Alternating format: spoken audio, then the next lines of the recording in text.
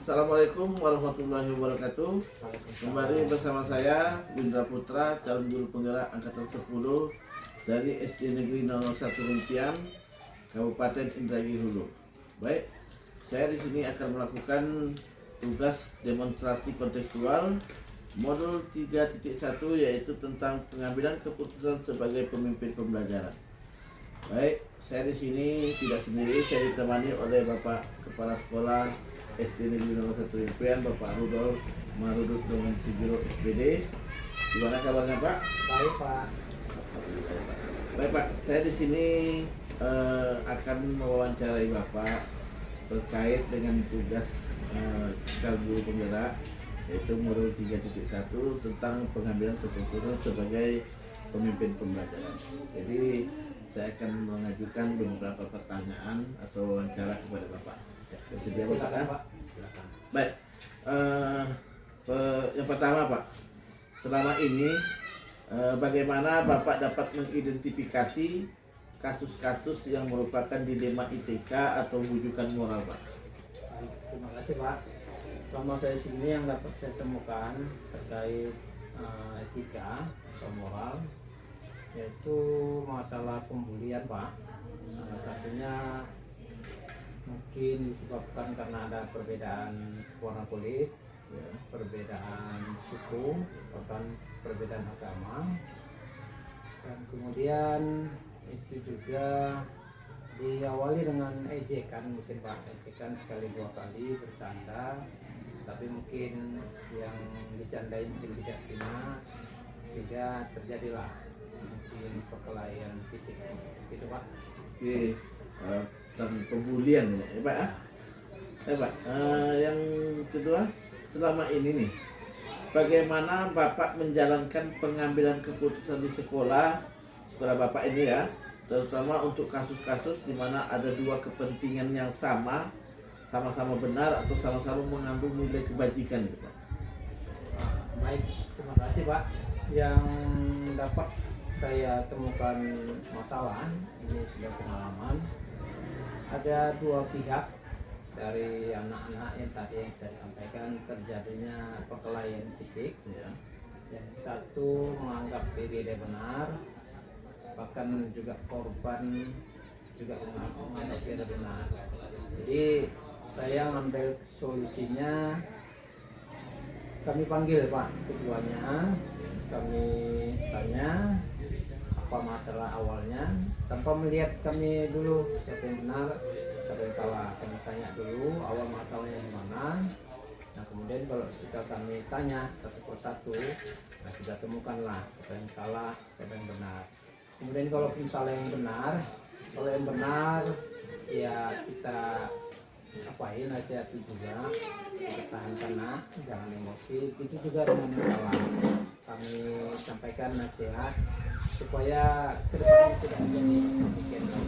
Itu Pak. Mana orangnya nih? Pasti ditinggal. Oke, Bapak melakukan pemanggilan kepada siswa yang bermasalah tadi, Pak, ya. Baik, langkah-langkah atau prosedur seperti apa yang bisa Bapak lakukan selama ini, Pak? Baik Pak, langkahnya kalau kami dapat menyelesaikan di sekolah dengan anak atau masalahnya kecil, kami selesaikan di sekolah.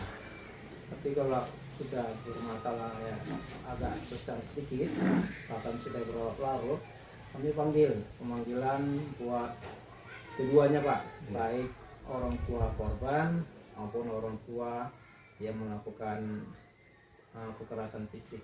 Nah, kemudian setelah kami panggil, kami tanyakan kalau saya ada waktu, saya terapkan waktu di situ kapan. Kemudian kami jemput respon juga dari orang tua.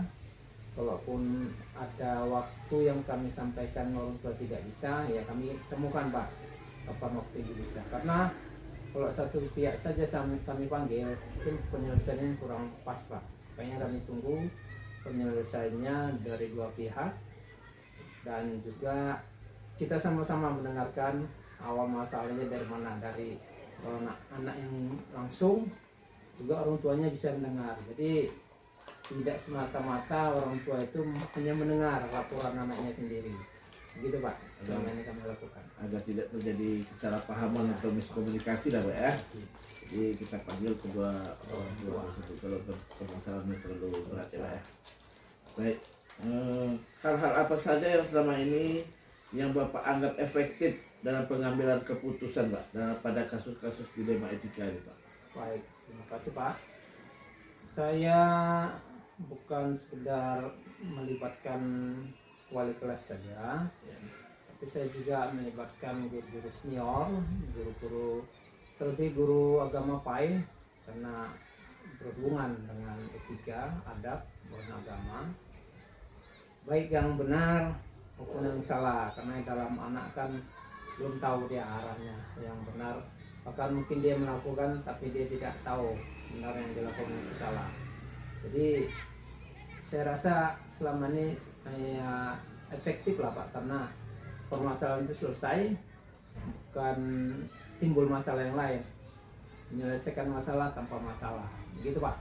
Jadi berkolaborasi lah ya Pak ya, antara guru agama, guru kelas, kepala sekolah dan seluruhnya warga masyarakat di SD nomor 1 Rimpian ya Pak ya. Betul Pak. Oke. Jadi hal-hal apa saja yang selama ini yang merupakan tantangan bagi Bapak dalam pengambilan keputusan pada kasus dilema etika ini Pak? Nah, ini pernah juga Pak ada perdebatan ya berkaitan dengan itu tadi Pak. Ada permasalahan fisik dengan kedua anak. Terkadang orang tua terlalu sayang dengan orang tua dengan anaknya, sehingga dia hanya mendengarkan laporan satu pihak. Padahal belum tentu apa yang dilakukannya di sekolah atau sikap dia di sekolah dengan di rumah itu berbeda. Makanya itu ada satu dua yang awalnya tidak terima anaknya dipersalahkan, tapi setelah kita kasih argumen, kita kasih penjelasan, arahan dengan guru-guru yang tadi saya sebut, ya syukur orang tuanya dapat mendengarkan, dapat mengerti. Begitu juga anaknya, kami nasihati, tolong nak laporannya yang sesuai, jangan ditambah-tambahi, jangan dikurang-kurangi. Jadi seolah-olah sekolah nanti mengadu ke orang tuamu, sehingga sekolah antara sekolah dengan orang itu tidak baik hubungannya. Jadi ada memang Pak satu dua yang demikian kejadiannya, tapi setelah lalunya waktu, setelah kami kasih penjelasan, ya masalah itu tidak ada masalah lagi, orang tua dapat menerimanya Pak. Demikian Pak. Jadi tantangannya dari orang tua yang membela anak ya. Jadi itu nampaknya tantangan. Baik Pak, apakah Bapak memiliki sebuah tata kala atau jadwal tertentu nih Pak dalam sebuah penyelesaian kasus dilema etika? Apakah Bapak langsung menyelesaikan di tempat atau?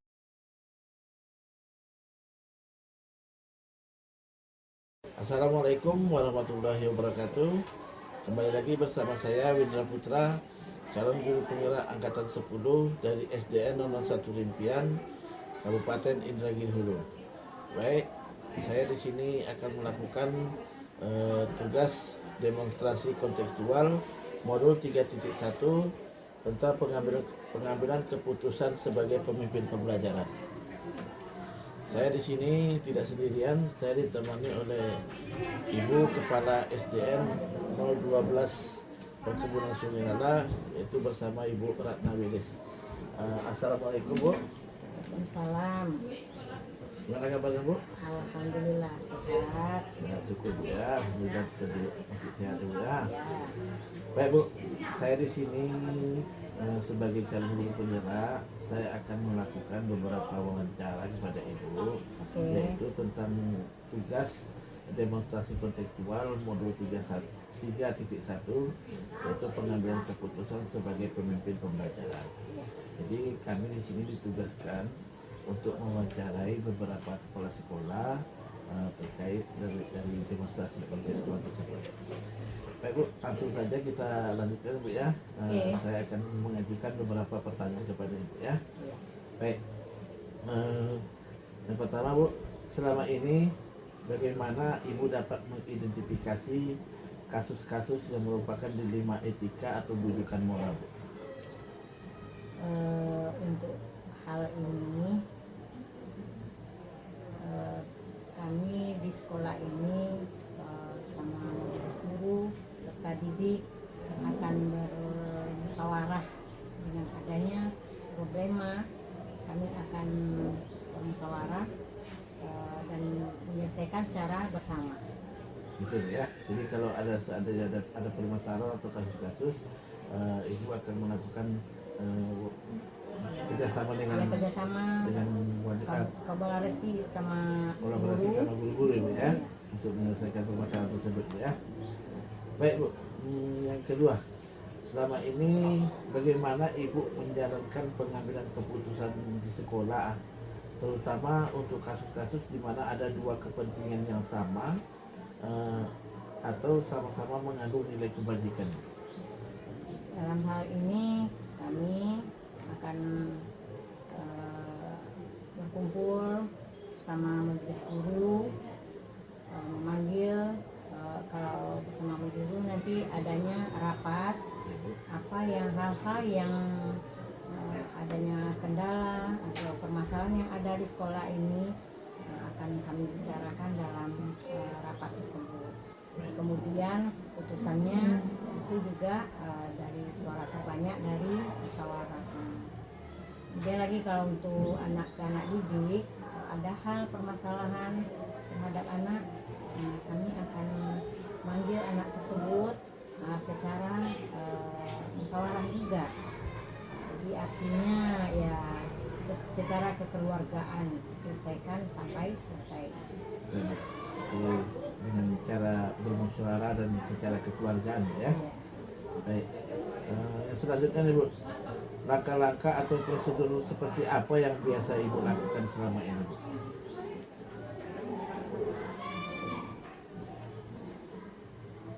Prosedurnya ya yang sesuai dengan kesepakatan kita itu meminta pendapat-pendapat dari para teman majelis guru, kemudian kita kumpulkan dan tentunya ya kita cari solusinya bersama dan mengambil suara terbanyak. Baik Bu, selanjutnya, hal-hal apa saja yang selama ini Ibu anggap efektif dalam mengambil keputusan pada kasus-kasus dilema etika ini Bu, yang paling efektif menurut Ibu? Coba ulang Pak. Baik.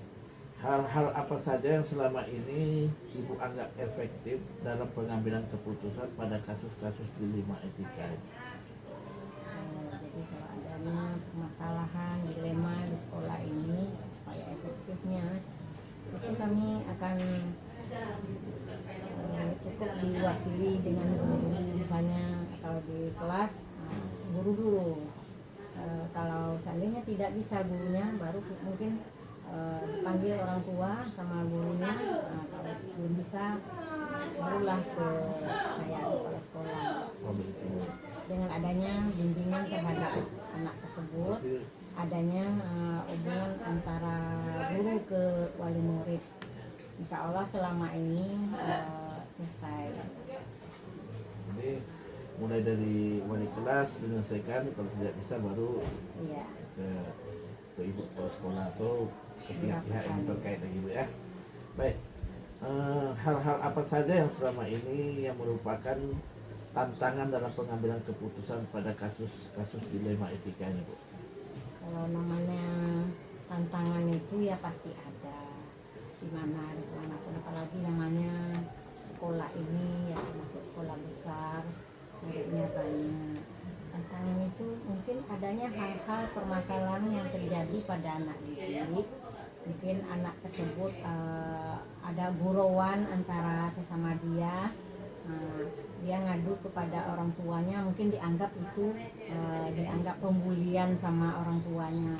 Karena mungkin selama ini yang sekarang ini ada nama istilahnya bully kan. Padahal kalau kita lihat yang sebenarnya anak itu kan gurauan sama teman-temannya itu biasa. Cuma kadang kan memang ada yang melewati batas terlalu gurauannya membuat anak tuh mungkin ada agak cedera, tetapi kan bisa kita selesaikan dulu di sekolah. Jadi kalau orang tuanya ikut campur dalam hal itu, ya kita panggil orang tuanya, siapa anaknya, ya kita kumpulkan, musyawarahkan apa sebenarnya yang jadi permasalahan. Selama ini terjadi ya kami cuma guruan, inilah yang terjadi sebenarnya. Alhamdulillah ya diselesaikan dengan baik. Baik, selanjutnya, apakah Ibu memiliki sebuah tata cara atau jadwal tertentu dalam sebuah penyelesaian kasus dilema etika ini? Apakah Ibu langsung menyelesaikan di tempat atau memiliki sebuah jadwal untuk menyelesaikannya, atau prosedur seperti apa yang biasa Ibu jalankan? Dengan adanya permasalahan anak didik ataupun guru di sini misalnya, kami biasanya ya tidak punya jadwal karena permasalahan itu kan tidak ada jadwalnya. Ini besok terjadi permasalahan nih, tidak ada. Jadi kalau adanya terjadi permasalahan di sini ya secara langsung kami akan menyelesaikan sampai tuntas. Jadi tidak ada lagi di belakangan terjadi hal-hal yang tidak diinginkan. Nah, untuk menghemat waktu ya itulah dia diadakan musyawarah, mufakat sama kawan ini. Jadi tidak ada jadwal Bu ya. Jadi apabila terjadi permasalahan langsung